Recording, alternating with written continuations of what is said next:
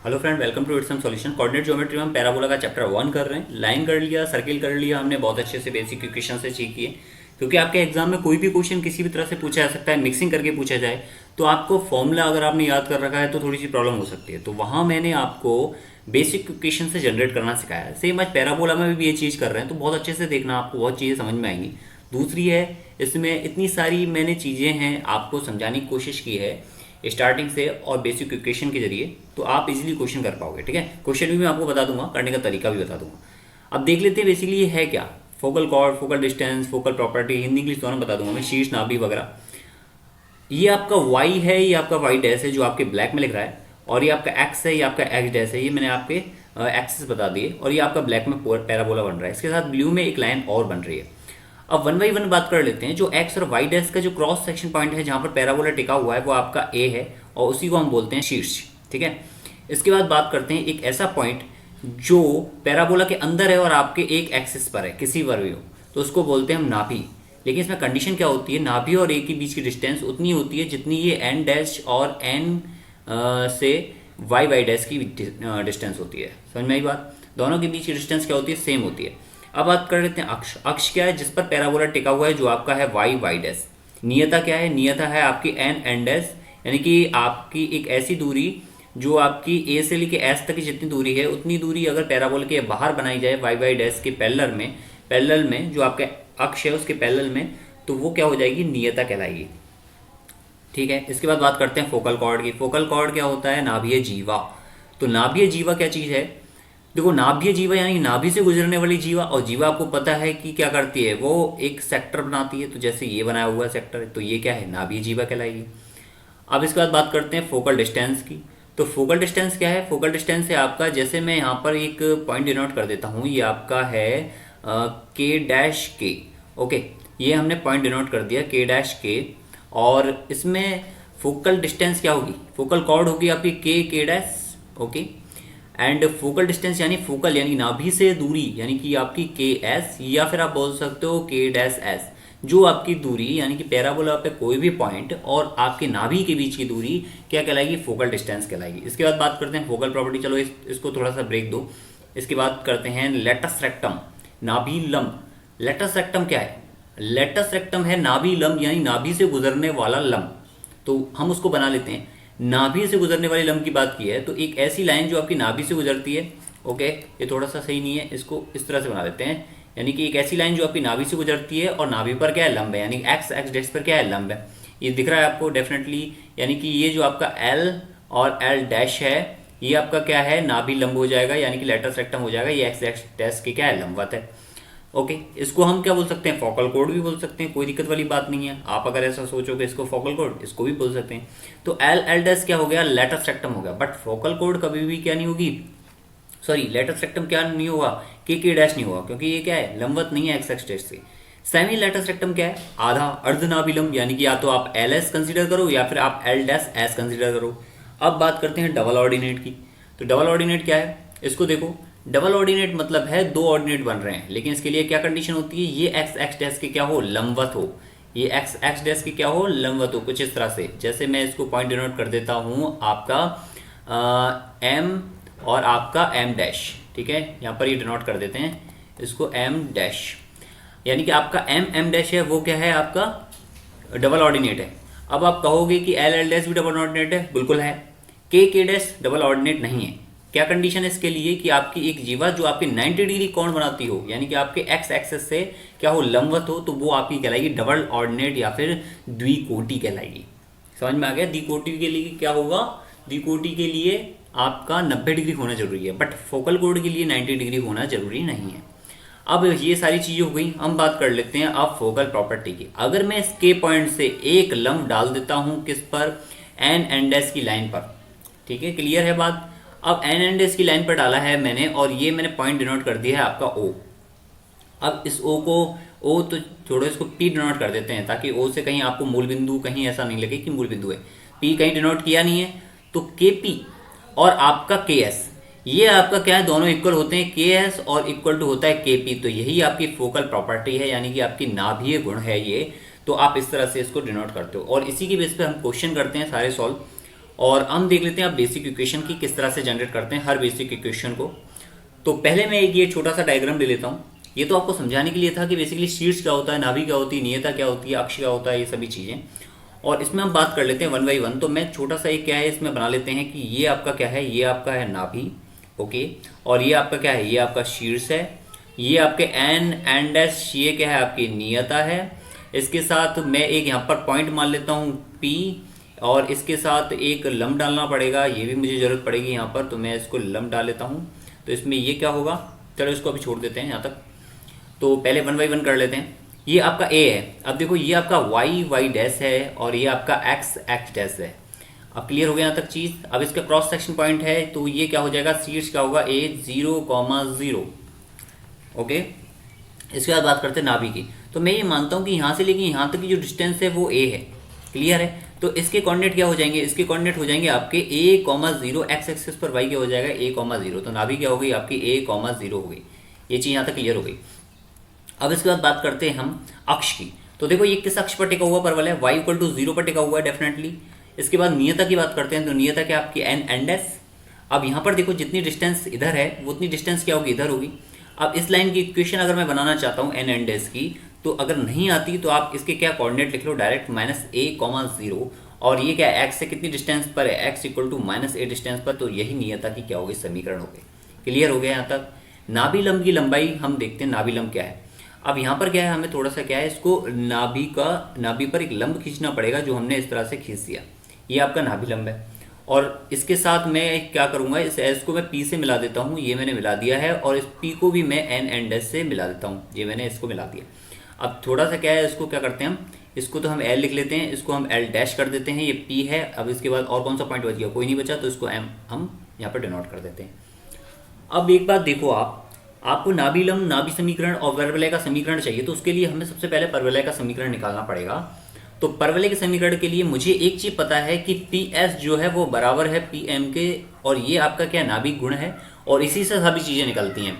तो मैं एक मान लेता हूँ P का जो कोऑर्डिनेट है वो क्या है, x, y, यानी कि आपकी यहाँ से लेके यहाँ तक की डिस्टेंस है वो क्या है, यानी कि y डैश से आपकी डिस्टेंस है वो क्या है x, और x से डिस्टेंस x डैश से जो डिस्टेंस है वो क्या है आपकी y। ये तो नॉर्मल कोऑर्डिनेट्स हैं x, y। अब बात करते हैं मैं m कोऑर्डिनेट की। m क्या है आपका, m आपका है देखो x y डैश से डिस्टेंस कितनी है आपकी -a, ओके। और x डैश से डिस्टेंस कितनी है आपकी नॉर्मल y। तो ये आपके m के कोऑर्डिनेट आ गए। क्लियर, यहाँ तक कोई दिक्कत वाली बात नहीं है। अब इसको क्लियर देखो, इसमें क्या चीज़ें हैं। मैंने आपको ये बताया था कि एन एन डैश और एल एल डैश दोनों क्या होंगे, दोनों के बीच में ही होगा वाई वाई डैश। तो ये नाभि के लिए है। नाभि क्या होगी, परवलय के अंदर, और नियता क्या होगी, परवलय के जस्ट बाहर और अपने अक्ष के पहले। अब इसके बाद बात करते हैं यहाँ पर नाभि लंब की लंबाई की और इन तीनों चीज़ों की। तो पी एस क्या है, मैं अगर इसके निकालता हूँ पी एस की वैल्यू, तो क्या निकलेगी, पी और एस के बीच की डिस्टेंस निकालो, x - के a का होल स्क्वायर प्लस के आपका y - 0 का होल स्क्वायर, ठीक है। और इक्वल टू क्या होगा आपका ये पी एम की डिस्टेंस निकालो, x + के a का होल स्क्वायर और y - y का होल स्क्वायर। अंडरवुड आएगा तो दोनों तरफ अंडरवुड हटा दिया मैंने। अब मैं इसको डायरेक्ट लिख दूँ y² = 4ax। क्लियर हो गया, समझ में आ गया बात। यहाँ पर x x है, क्लियर है। आप जो भी p के पॉइंट मानोगे वो x y ही मानोगे ऑलवेज एज ऑलवेज।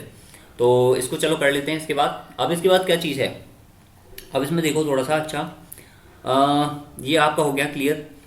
इसमें अब हमें क्या पता करना है, ये तो हो गया आपका परवलय का समीकरण। अब बात करनी है नाभि लंब की लंबाई की।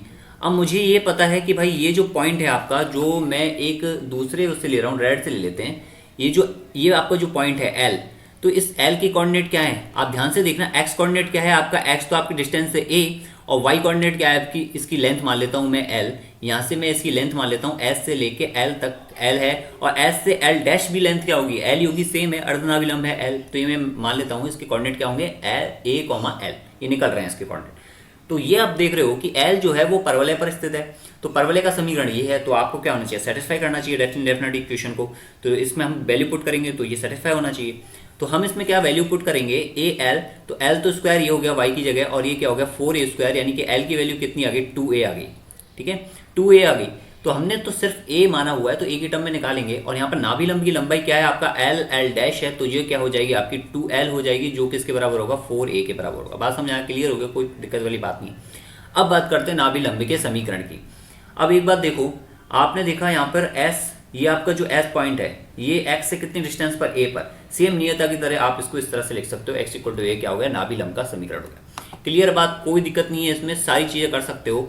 और आपसे अब जो भी क्वेश्चन पूछा जाएगा, जैसे आपसे क्वेश्चन पूछा जाता है कि Y square equal to 4x है या फिर कोई ऐसी इक्वेशन है, उसमें बताना आपको शीर्ष बताना, नाभि लंब बताना, नाभि बताना, तो आप क्या करो, Y square equal to 4x पे जिस तरह से नाभि आपकी कितनी है एस ए कॉमा 0 हो, उसी से आप कंपेयर करके आप क्वेश्चंस को क्या करोगे, सॉल्व करोगे। मैं आपको क्वेश्चन भी बताऊंगा तो थोड़ा सा अच्छे से देखना। इसके बाद बात करते हैं हम सेकंड कंडीशन की। धीरे धीरे आपको चारों कंडीशन कर लोगे, आप कोई दिक्कत नहीं। एक कंडीशन और समझाता हूँ, सेम कंडीशन है, कोई दिक्कत वाली बात नहीं है इसमें। मैंने एक डायग्राम लिया हुआ है और इसमें हम क्या करेंगे, सेम उसी चीज को शीर्ष नाभि अक्षीयता, नाभिलंब की लंबाई, नाभिलंब का समीकरण, ये सभी चीजें हम यहाँ पर डिनोट करेंगे। अब 1 बाई 1 देख लेते हैं। मैंने ये यहाँ पर नाभि मानी हुई है, एक आपका एस पॉइंट है और ये आपका क्रॉस पॉइंट है आपका किसका, एक्स डैश एक्स का और आपके वाई डैश वाई डैश का। क्लियर है यहाँ तक। इसका जो पॉइंट है ये आपका मूल बिंदु है डेफिनेटली। तो शीर्ष क्या हो गया, शीर्ष तो आपका एज ऑलवेज 0,0 हो गया। ओके, अब इसके बाद नाभि की बात करते हैं। तो ये देखो नाभि मैंने माना है कि ए डिस्टेंस पर अगेन, तो इसके जो कोऑर्डिनेट क्या हो जाएंगे, देखो वाई एक्सिस पर है तो 0 हो जाएगा, एस तो एक्स कोऑर्डिनेट तो, और आपका वाई कोऑर्डिनेट क्या हो जाएगा ए। ओके, तो 0, ए आ गया इसका कोऑर्डिनेट। ओके, दोबारा से मैं आगे लिख देता हूँ इसको, एस के कोऑर्डिनेट क्या आ गया 0, यहाँ पर लिख देते हैं 0, ए। ओके, इसके बाद क्या है आपका, अब इसके बाद बात करते हैं, नाभि तो हो गई आपकी 0, ए। ओके, अब इसके बाद बात करते हैं हम ये नियता की, जो आपकी एन डैश, आप एन मान लो, कोई भी फर्क नहीं पड़ता। और इसके बाद क्या है आपका, ये नियता क्या होगी, नियता में अगर इसकी बात करें तो ये पॉइंट क्या होगा आपका, ये पॉइंट होगा -a,0, क्योंकि ए डिस्टेंस पॉजिटिव में ऊपर है। सॉरी, हमने इसको गलत लिख दिया अगेन। एक्स कोऑर्डिनेट तो 0 ही है वाई एक्सिस पर, और वाई कोऑर्डिनेट क्या होगा आपका -a। ये चीज समझ में आ गई। अब अक्ष की बात करें तो देखो यहाँ पर इससे पहले वाले इसमें हमने क्या किया था, पैराबोला किस पर स्थित था, y इक्वल टू 0 पर। इसमें कहाँ स्थित है, x इक्वल टू 0 पर। तो अक्ष तो क्या रहेगा, as always x equal to 0 रहेगा। ओके, अब ये जस्ट अपोजिट साइड होता, यानी कि आपके डायग्राम नीचे बना होता तो भी क्या आप x इक्वल टू 0 ही लेते, क्योंकि वो एक्सिस तो क्या है, x ही है। अब नियता की बात करते हैं तो नियता क्या होगी आपका, यहाँ पर तो x इक्वल टू 0 है तो ये तो लिखने से मतलब नहीं है, y इक्वल टू -a लिखेंगे तो यही क्या होगी आपकी नियता होगी। बात समझ में आ गई, क्लियर है, यहाँ तक कोई दिक्कत वाली बात नहीं है। नाभिलंब की लंबाई की बात करते हैं और समीकरण और परवलय की बात करते हैं, तो उसके लिए हमें प्रॉपर्टी लगानी पड़ेगी।